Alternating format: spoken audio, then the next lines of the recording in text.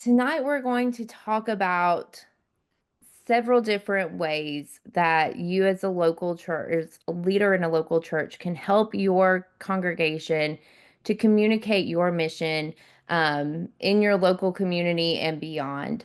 Um, so many times it feels as though, and I am guilty of doing this as well, it feels that communication can feel like an administrative task. And on some levels, it is. A lot of things happen in the church office, behind the scenes, at a computer, things get printed out. And it feels like something that we do as an administrative task day to day, week to week. But I really would love to challenge you tonight to consider thinking about the ways that you communicate really as a ministry of your church. That this is just like your mission team or your um, children and youth team or your trustees. This is a another ministry team in your local congregation. I also would encourage you, if you are a team of one in your church right now, whether you're the clergy person who's handling all of the communication, or if you are a volunteer or a church office staff person who is doing that, um, really try to think about ways too that you can broaden that to actually create a team of people who are supporting you and helping you in this as a part of their ministry in the church. So, we're going to talk about how you do that and how you can communicate your mission. Just a little word of introduction. Like I said, I'm Amy Yeager. I am the Director of Communications for the conference office. I received my Master's of Divinity at Maccabee School of Theology in Atlanta. And while I was in seminary, I met a charming young Methodist, and we got married while we were in seminary and moved here to the Western North Carolina Conference. And my husband, John, is an ordained elder here in our conference. He is currently serving as the pastor at Calvary UMC here in Charlotte. And we are the parents to two rambunctious children, Henry and Thea. Um, and so I say here, my life is blessed with the abundance of purposeful work, loud children, dirty dishes, and sleepless nights. Thanks be to God for that season in life.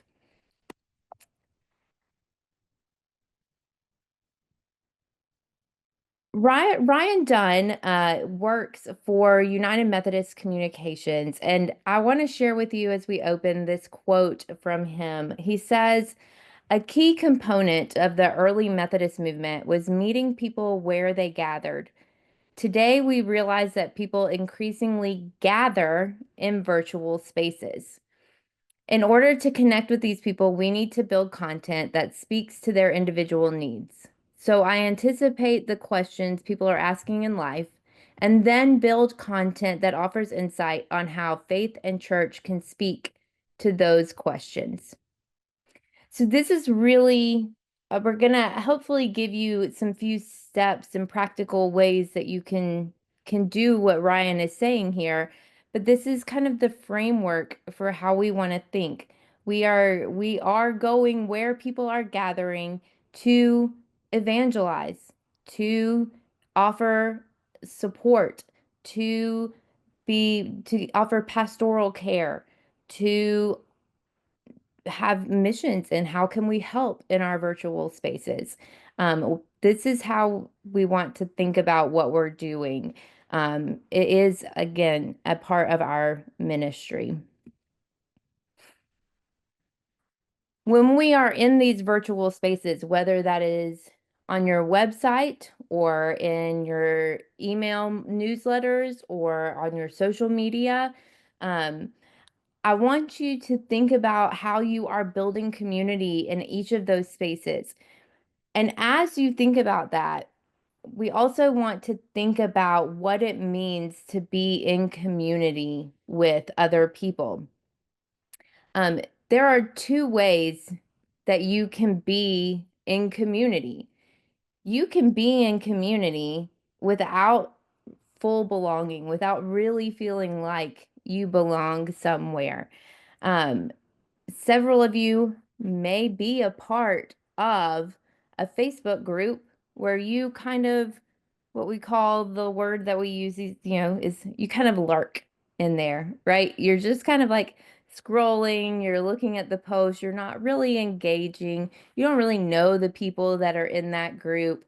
Um, so you might feel like you're a part of that community, but do you really feel like you belong in that community? Um, Maybe you have been a part of school PTO is on my mind because I volunteered at my kid's school 3 days this week. But maybe you're a part of a group like a PTO or another local community group, and you're engaged and you're doing that, but does everybody know your name? Have you had dinner or lunch with any of these people? Do you really feel like you belong? Um, this is what is going to make the biggest difference in how we do ministry with people. I think through communications in virtual spaces and how we do ministry with people face to face in our sanctuaries and our churches and our neighborhoods. Um, we can create community where people gather, but if we're not creating community where people fully belong, then are we truly touching their souls? Are we truly making the difference that we want to make? Um, are we really transforming the world and creating disciples for Jesus Christ? So, as we go through these steps, I want to challenge you to think about, are we creating community with full belonging here? And how does that look in our church communications? So we do want to offer some practical strategies for effective communication. We want to make sure that we are doing intentional communication, that we're not just throwing things up last minute without any real understanding of why we're doing it or what difference it's making. And we want to create spaces where individuals feel valued, heard, and welcome. These are our goals for communicating. So doing this does require a really strategic approach. It may seem like doing something like social media or a website or e-news. Particularly, I think we think this with social media a lot because I don't know about all of you, but I remember the days when you would get on Facebook and your Facebook update was just what you were doing that day. And there was not like a lot of that went into it. And I think that there's still like a stigma sometimes around social media that it's just, well, I can just throw up a few pictures and that'll be that. Or I can, put our live stream of our worship service on there. And as long as there's content, it's good. Um, but we really do, anytime we're creating community anywhere, we want to make sure that we're having a strategic approach so that we know how we're fostering connections, how we're facilitating these meaningful interactions, and that we are creating that sense of belonging. So these are the steps, the 9 steps of how you're going to do that. And we're going to walk you through those steps. Right now in this presentation. And again, we're going to send you this information later. So you do not need to memorize all of them at the moment. I will expect you to memorize them, later, about 6 months down the road. I'll send you a pop quiz and hopefully you all can pass it. But tonight, don't worry about it. But we do want to start by defining your community. And this is a step that so many of us just fly right past. We think that we know our community. Our community is the world. Our community is the church. Our community is, fill in the blank. And we just fly past it without actually thinking about it. So this is an activity, an exercise, if you will, that I will challenge you to do, not tonight, But maybe in the next couple of weeks, sit down with a group of people in your congregation who are also passionate about communicating about communicating to your community. That feels redundant. Um, all of the things that your church is doing. Who is passionate about sharing your story? Who is passionate about sharing your message? And sit down and work on this exercise.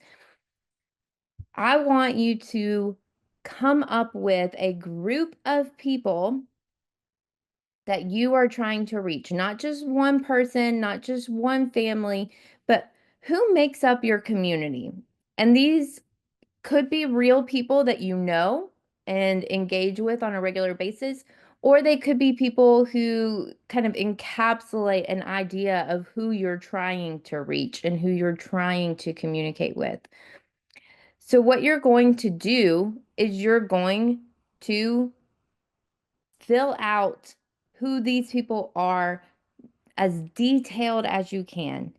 Who are you trying to reach? Give them a name, give them a job, give them a family.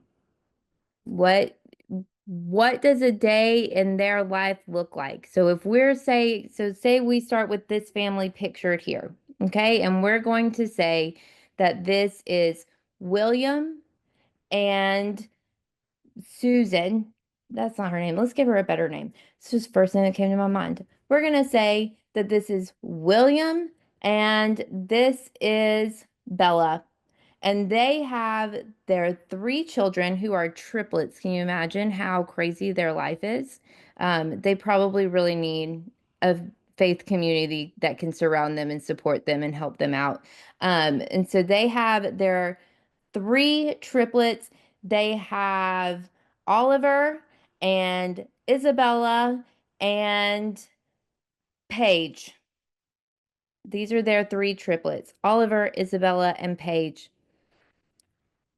William, he works at the local, where are we going to have William work? I'm going to think about my community. William works at the local YMCA, and a part of his job is to organize youth sports. And Bella works at the preschool. And so really being a part community is really important to them, and being a part of their community and being engaged is really intentional, and good children's programming is really important to them. Um, a day in their life looks like this graphic that I found here: blood, sweat, and tears, or AKA getting my kids ready for school in the morning. And I feel that on a very deep level. Um, their life is chaotic and busy. They're always on the go. Things are messy. They really need flexibility and understanding and patience. Um, and then we're going to say, what challenges do they face? Now, this is really key. So we have to get to know William and Bella and their family so that we can answer this question. What challenges do they face? This is the key question. Okay. William and Bella are living paycheck to paycheck. They're exhausted. They're not sleeping through the night. They don't live near family. So they don't really have a mom or dad that they can drop the kids off with. So they're having to pay for childcare. They're having to navigate getting people here and there and everywhere. Um, they haven't really found friends in their community. They've got their YMCA, they've got their preschool and their job, and they're engaged in all of that, but nobody's really like, they're not really feeling understood or connected. And they're really kind of feeling lonely. Um, so they've got these challenges, right? They're busy, they're tired, they're alone. Now we're going to ask, how can we help them face those challenges? And what value does our congregation, our church, our mission bring to their lives? Well, we can support them with our love and our presence. We can help with their childcare needs by helping to engage their children on Sunday mornings, to teach their children, to help let them know that we have this family ministry where we've got the parents' night out or we've got VBS, we have things going on to help them engage. We're going to, at the very least, we're going to give them 1 hour a week where William and Bella can sit together, they can hold hands, pray together, worship together, and not have kids crawling all over them because somebody else is going to take that for them. We are going to help connect them with other young adults in their community and help them really feel connected and engaged there. We know that mission and volunteerism is really important to them, so we're going to get them plugged in to the mission projects that our church has going on. When we ask these questions of how we can meet the needs and help Bella and William face their challenges, now we know exactly what messages we need to send to Bella and William to let them know that there is a place for them to belong in our community. And we don't know what messages to send them until we sit down and go through this and work out what are the messages that they need to hear. And they're not going to resonate with messages that don't apply to their situation. So we really want to be really specific. So this is the exercise you're going to sit down with a team of people and do. You're going to think about who are the people we are trying to reach and what messages do they need to hear and how can we tell them that information, share that information with them in a way that is true and in a way that resonates. And that's how we're going to have effective communication. As you move forward, now that you know what you want to say and who you're saying it to, you're going to establish your clear goals. What is it that you hope to achieve? So when you talk with William and Bella, are you hoping that they're going to come on a Sunday morning? Are you hoping that they're going to bring their kids to VBS? Are you hoping that they're going to call your pastor for pastoral counseling? Are you hoping they're going to plug into an off-campus ministry that you have where you've got a group of young adults who are meeting at a restaurant every Thursday night? What are you hoping to achieve? Is that it could be even, well, we talked about fostering relationships, but it could be increasing engagement in your digital space too. Maybe the first step is we just want William and Bella to comment on our posts so that we can comment back and start a relationship there. Or like I said, or are we promoting specific initiatives and events? What is it that we're trying to do when we communicate with them? We're going to talk about social media in a minute, but we always start, Lindsay and I always start with your website. And there's a big reason for this. Like Lindsay will touch a little bit on the fact that when you post on social media, you're very beholden to what we call an algorithm. And the algorithm is just a computer formula that pays attention to all of the things that you like and you comment on, and then it feeds you more of that. It feeds back what you like and what you comment on, and it does that for every user on the social media platform. You have no control over the algorithm. I have no control over the algorithm. So when we put something on social media, we don't control who sees it, how they see it, how they get to engage with it. Facebook controls that, or Instagram controls that. Your email, if you do a newsletter, and your website are spaces where you control the message and how you want it to go out and how you want to present it. So that when people come, this is I call it your digital front door.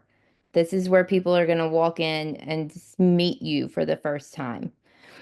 80% of new visitors are going to head to your website before they ever set foot in your building.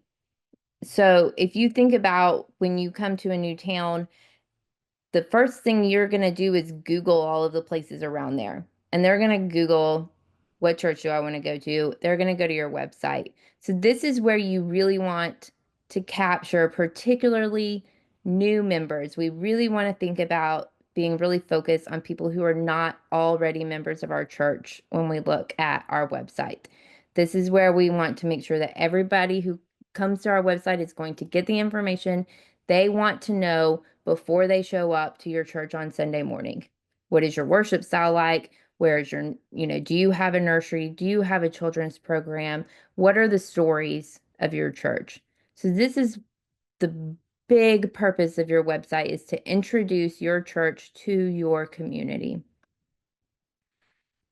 A few tips for your website. It does not have to be huge. In fact, I would encourage you to keep it as simple as you can manage. You do not want more pages than you can manage. If it's not updated, if it's out of date, people are going to be gone real quick. You want to make sure that if you say that you're going to put a calendar up or put information events up and things, that you're keeping that up to date and you don't still have things from 2022 when it's 2025. And you want to avoid churchy words that may not be clear to unchurched visitors. Um, so if you're really going into describing liturgy and communion, or you are using phrases like, if you have a group of fourth and fifth graders that come and you call it Route 45, they don't know what that means. You want to tell people in as basic terms as you can what is happening at your church. The vast majority of people are going to be accessing your website from their phone these days. Even when we look at our analytics on the conference website, I would think most of people would be accessing our website from a desktop, like clergy and church staff who are coming to our website. The vast majority are using their phone. So when you are building out your website and doing and designing a website, I want you to make sure that you're also pulling up that website on your phone and making sure that it looks good there as well. Because if they're going to your website on their phone and they can't see the pictures, or they can't really navigate the website, that also is going to be something that's going to really throw them off. So we want to be really mindful of that. Now, all of this can feel really overwhelming because you may not have any idea how to build or navigate or design a website. And so you're sitting here thinking, Amy, this is really great. Like, I appreciate you telling me how to make a great website, but I can't make a website. And this is where I want to tell you that's a really good thing that you're a United Methodist, because we have a really amazing connection across our denomination, that has incredible resources for you to take advantage of. And these are three that I want to point out to you right now, specifically related to your website, because I know that that can be a really specialized area, and a lot of churches just don't have someone specialized in website design. Um, so the three that I want to point you to, and again, this will be in the resources that we send out next week. We'll have links to all of these as well. But Share Church is a ministry of the Church of the Resurrection, which is Adam Hamilton's church. And when they build something online, whether that's a graphic or a video or a template or part of their website, they make that available to all other United Methodist churches for free. And you can find those resources on their Share Church website. I also want to point you to Resource UMC, which is the arm that United Methodist Communications is under for the United Methodist Church. They have a ton of resources of webinars and graphics and articles that you can read to educate yourself on how to do a lot of these things. But then they also have resources that they can connect you with other people who are experts in this field and who can help you do that at a either for free or at a rate that is affordable. And surprisingly, this one always shocked me when I first learned, and it shocks a lot of people. But one of the best resources we have in the connection for website design specifically is the General Council on Finance and Administration. And they will hold your hand and walk you through the whole process of what do you want your website to look like? what are the needs that you have? Why are we building, what's the purpose you want to achieve with your website? And then they will walk you through the whole step and build your website with you. Um, and so if you find yourself starting from scratch and really looking to build a website, I really encourage you to go to the GCFA page and really take advantage and utilize those connectional resources. Let them help you. That's why they're there. It's why you pay your apportionment dollars, is to have these resources available to you. So use them. Uh, we also have, excellent IT group in our conference, and you can reach out to them as well for advice. So I just use your connection. That it's an amazing resource that we have. And with that, I'm going to turn it over to Lindsay, who she's going to walk you through social media and how you can utilize social media as well. Thank you, Amy. Hi, everyone. I'm Lindsay Hampton. I'm the Associate Director of Communications for the conference. So Amy and I work side by side on a team together. I graduated from UNC Wilmington, where I received a Bachelor's of Science in Business Administration with a concentration in marketing strategies. After college, I met Chris Hampton. Some of you may know that name. He is the Director of IT Services at the conference.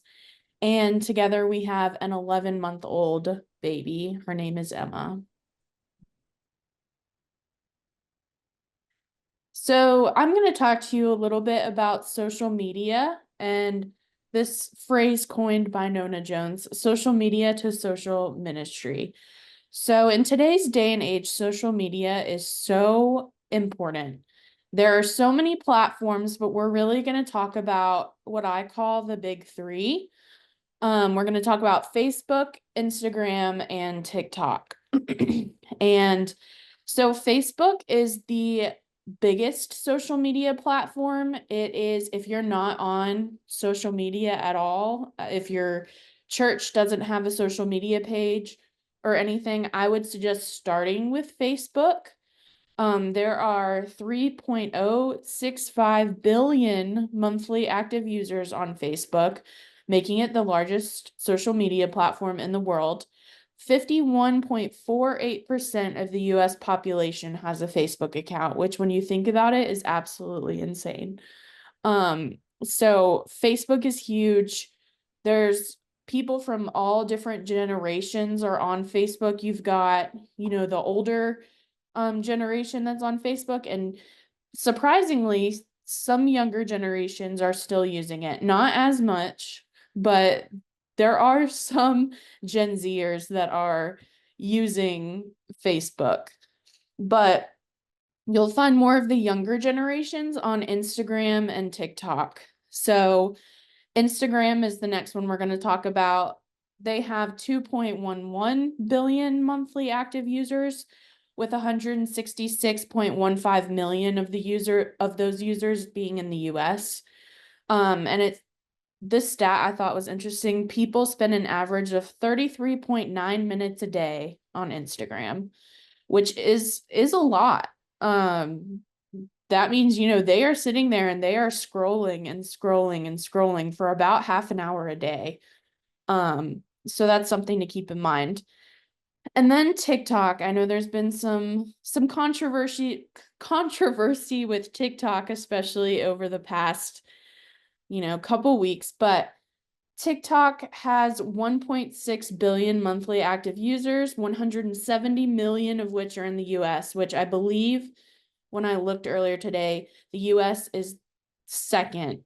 I can't remember what the first country is that has the most users, but the US is second.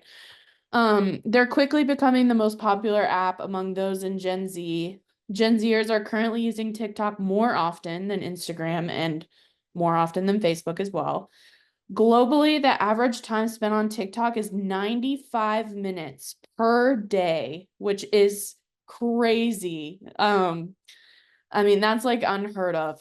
So TikTok is very, very popular.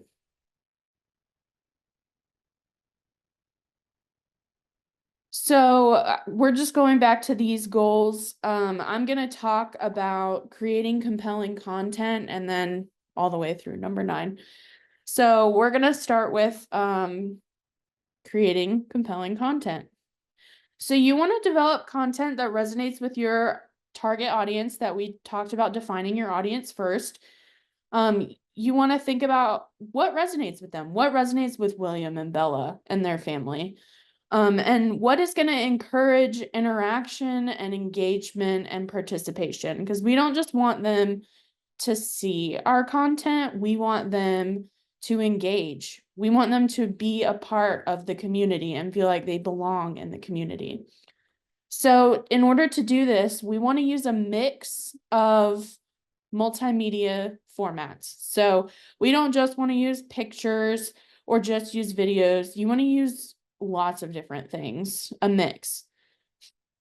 So for pictures on social media, just as a rule of thumb, I guess, pictures of real people tend to perform better than infographics. Infographics are great, and I love a good infographic. But if you want to actually reach people to where maybe they, instead of just scrolling past your infographic, if they see a picture of especially someone that they know, they're going to stop and they're going to read the entire caption and they're going to look at it. And they're more likely to like and comment if they, have a connection with someone in that picture. Videos on social media. So this is a big one. I know growing up, I always thought the longer the better. The more information I can get out there, the better. But actually, studies have shown that videos on social media platforms, they need to be short. They need to be 10 to 30 seconds. Now, you can do longer videos, that's fine, but it has to be engaging. It cannot just be a talking head. You need to have some videos, B-roll is what we call it, mixed in there, some pictures, or someone that's like really funny, that's really engaging, and you can't tear your eyes away from them. But otherwise, try to keep your videos as short as possible because the attention span of people, especially younger people, the people that have grown up on social media have the smallest attention spans. And if it's not engaging and exciting for them, they're not going to watch the whole thing. They're just going to keep on scrolling. Do not post full sermons on social media. YouTube is fine. YouTube is a different kind of social media platform. But if you're posting your full sermons on Facebook or on Facebook, people aren't going to watch them. I suggest picking out short little clips from the sermon to post. And then with a link saying, if you want to watch the full sermon, go to our YouTube or wherever you house those longer videos. Make sure to always, in your social media posts, provide an easy action item, whether that's a registration link, a link to donate, a link to learn more. You can say comment below, like and share. But if you don't make it as easy as possible, people are not going to do what you want them to do. So something that I see a lot is people say, visit our website to register. Here's our back to school bash. Visit our website to register. Okay, that's great. What's your website? If you're, a new person that doesn't go to your church, they have no idea what the back to school bash is. This is the first time they're hearing about it. And you say, visit our website to register. They don't know your website. So put a direct link to the registration. And even, okay, go to our website to register. Even if you put your website, where is it on your website? Because they don't want to have to hunt for it. They want to just be able to click on a link and go to where they need to go. And also be very clear with what you want them to do. So click the link below. You gotta try and make your words like easy, like click this link. Otherwise people aren't gonna do it. All right, so we've got some ideas and I've screenshotted some examples of some engaging ideas that you can do on social media. So the first is share testimony. So highlighting the stories of your church members is a powerful way to share the gospel and introduce visitors to your community. An example of going behind the scenes. So this picture you can see at the top right corner of your screen. That's an example of going behind the scenes. So back when we had General Conference in Charlotte last year, our conference staff was helping everyone get ready for General Conference. So we kind of snagged a picture of them working behind the scenes, getting ready, preparing for the thousands of people to come from all over the world to our General Conference. And so that was we posted this on social media. That was just a cool picture to see of our behind the scenes. This is what happens to make this huge conference happen. And it gives your online community a glimpse of just what's going on. You can share a shot of VBS decorations going up, Sunday worship from the AV team's perspective, things like that. And then the next one is creating a poll. So I've got a little screenshot example of a poll right here, but ask your online congregation a question. So what's the best thing about back to school? And give a couple options and have people vote. People love to vote on stuff. So another one is spotlighting a volunteer or staff member. So something that we've started doing as a conference this year on our social media is we have been recognizing our conference staff birthdays. So that wasn't something we were doing before, but we just thought it'd be fun to celebrate and so that our followers could get to know the staff. And I use my husband as an example because I know he won't mind me using his picture, but people don't really see Chris front and center. He is more of a behind the scenes. I mean, he's an IT guy, so he's behind the scenes. So this was a way for our conference and for our followers to get to know Chris, see what Chris looks like. Because I mean, he's not in videos. His face is just not really out there much. So that's a fun way to spotlight, a volunteer staff, do something like that. Highlight your home church members. So a lot of you may have members that don't ever come in person. Maybe they're online only. Invite one of the families who worship with you from home to share a quick hello video from their Sunday worship spot. That would be a really cool idea, and that would kind of merge the two communities together. The in-person people can say, oh, wow, there are people worshiping from home. They're real people, even though we can't see them every Sunday.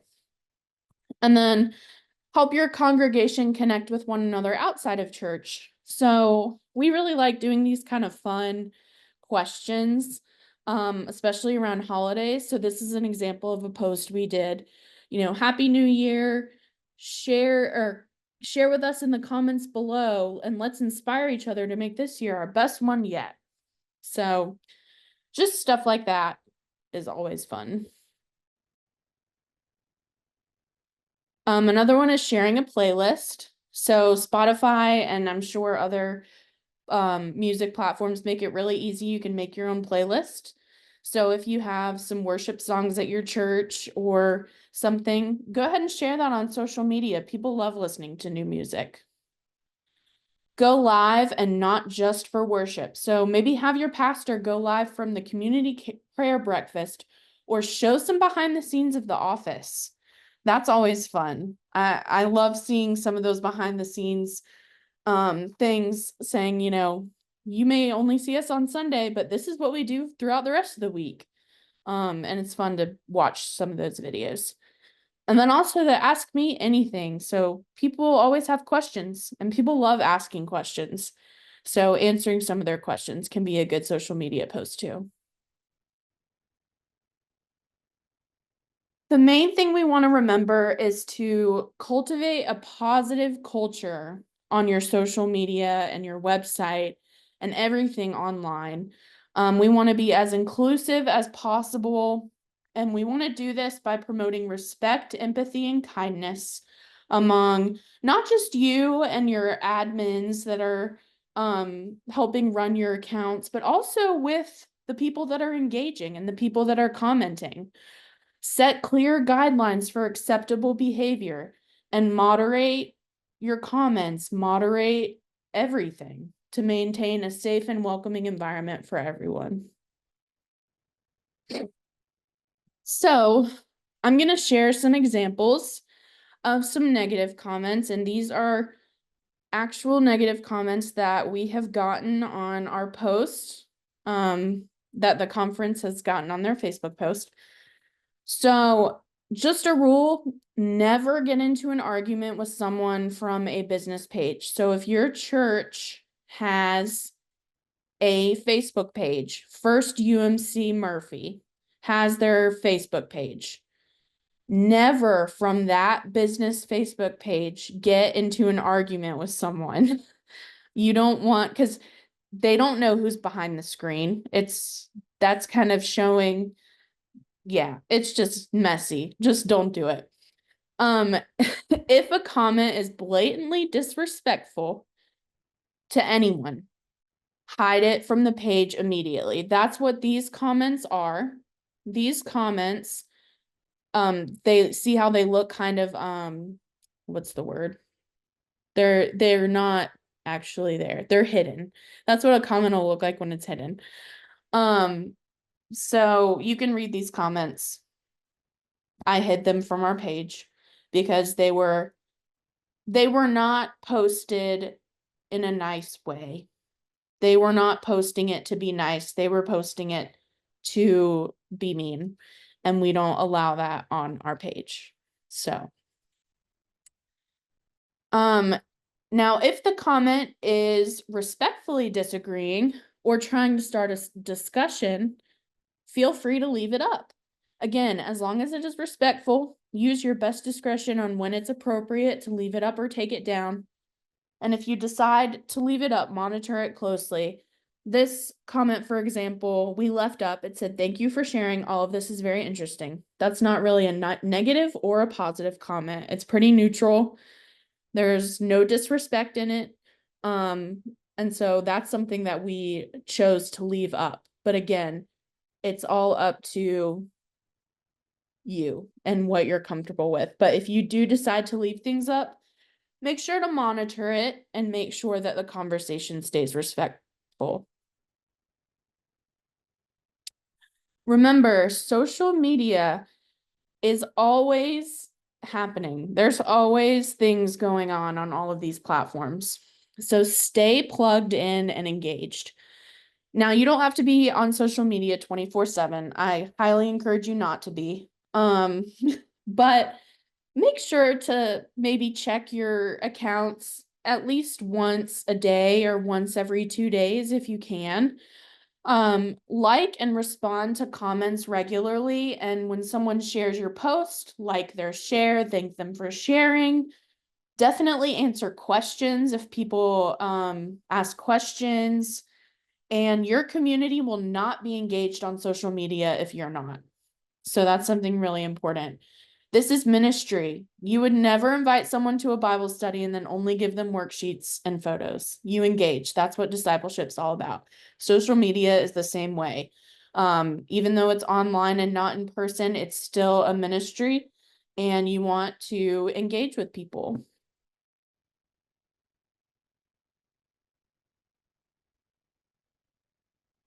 Thank you, Lindsay.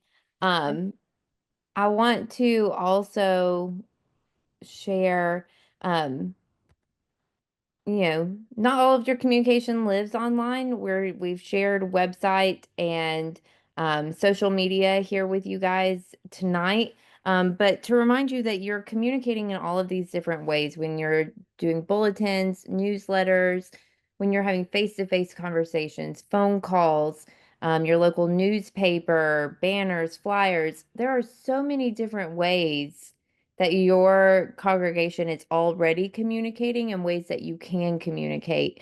Um, and we mostly focus on the digital stuff tonight and in a lot of our trainings because that's where we find most of the questions are coming. Most people are asking for help in the digital communications and in the digital world.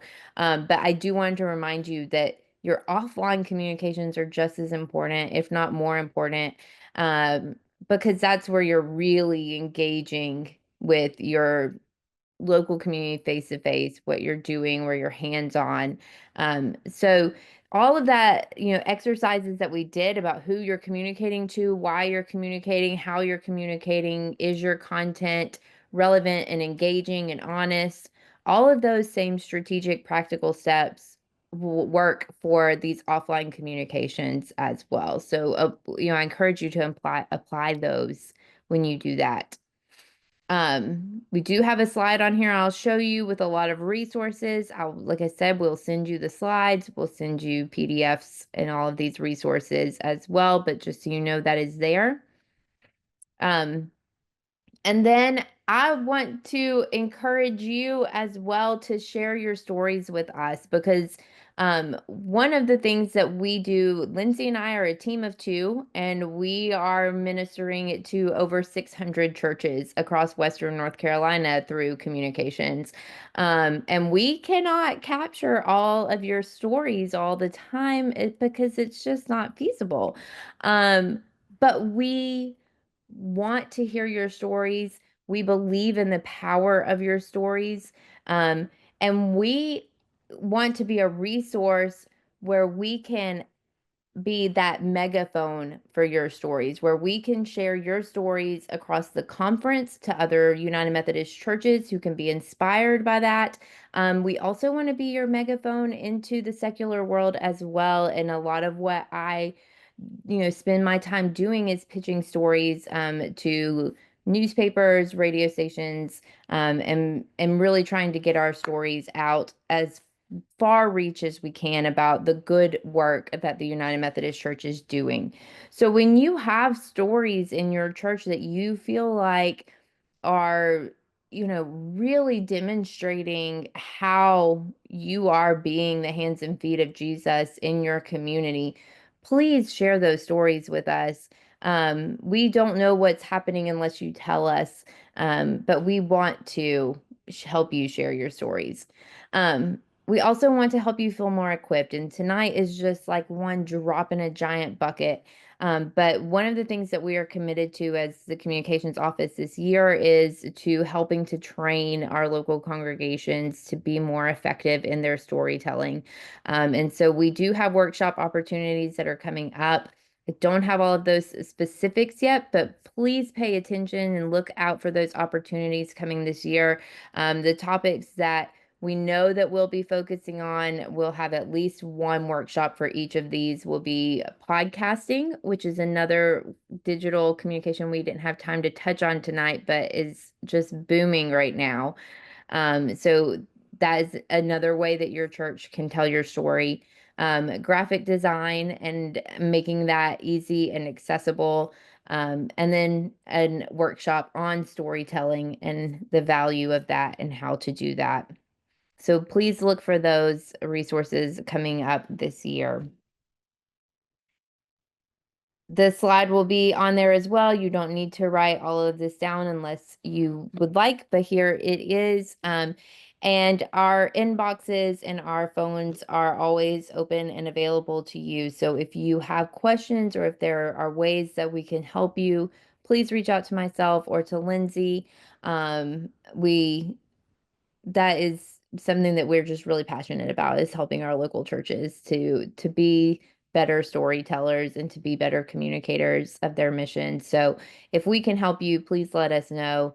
And we encourage you to stay in touch with the conference and follow us on social media and sign up for our e-news. If you don't already get that, that is a huge way that you can stay in touch with what's going on in the conference. You can sign up there At the very bottom of our website, you will see the sign up for our newsletters. If you don't already do that, please do that, and stay in touch.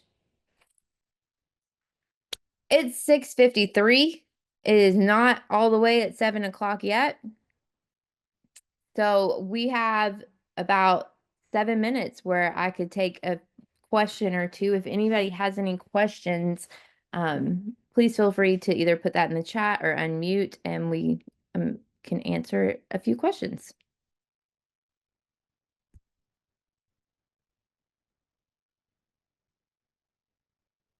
Did we really explain it so well? I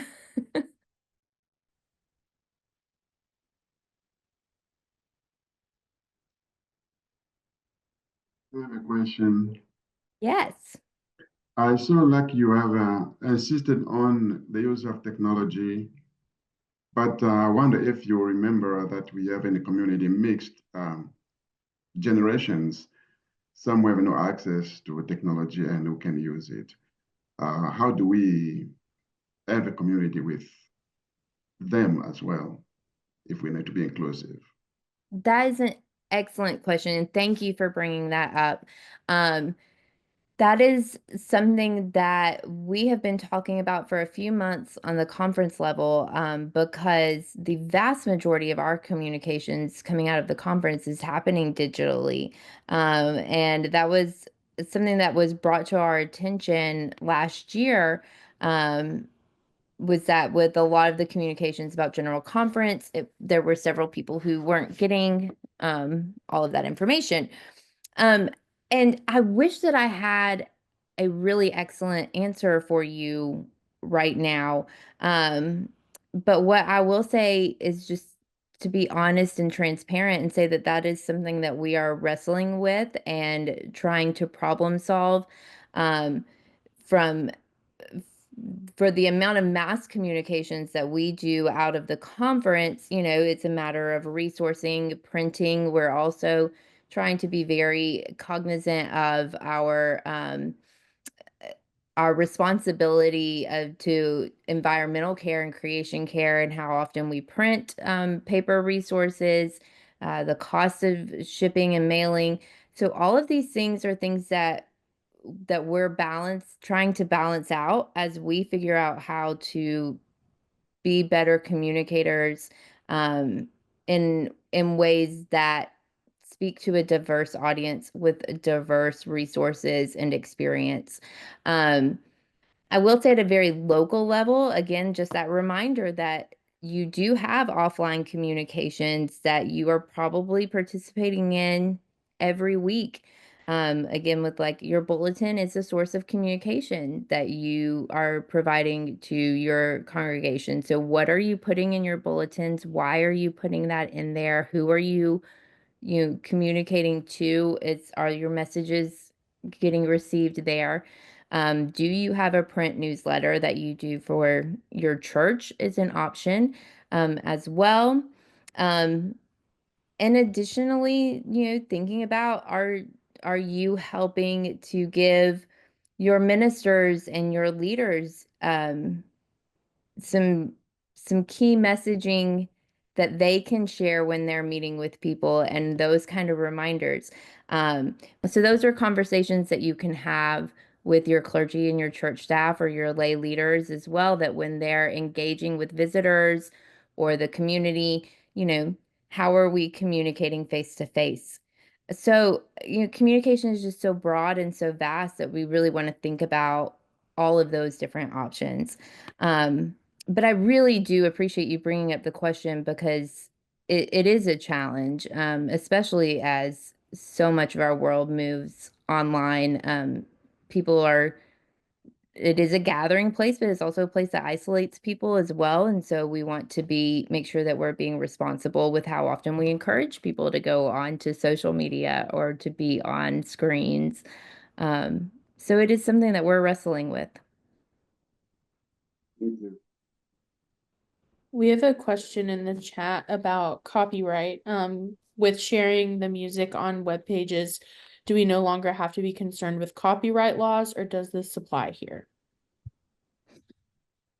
Yeah, if you are streaming your live service or if you are live streaming your service, um, you will want to have your CCLI number. You can put that in the description of your video so that you don't get flagged for copyright and sharing music that doesn't belong to you. If you have that CCLI number in the description of your video, um, most of the social media platforms should pick that up when they're scanning for copyright infringement. But if they don't, you'll be able to show that as proof when you go back and file that when you challenge that copyright infringement. You can say, no, we have the CCLI, it's in the description. We have the rights to share this music on this platform. And when you're sharing playlists, like we mentioned, when you're trying to come up with content, and if you create your own playlist on Spotify or whatever, you can share the link to that playlist as long as your profile is public. You can share the link on any social media and it shouldn't get flagged for copyright or anything. Right. That wouldn't, because you would be sharing it directly from the creator of that. When you get flagged for the copyright is when it looks like you're trying to claim credit for someone else's work. But if you have that CCLI, that's there. If you have specific questions about copyright, Havala Havelka on our conference staff, she is our director for our resource center. And she is well versed in all of that. She handles all of the copyright applications and every numbers and everything for the conference. And so she would be a really great resource for that question.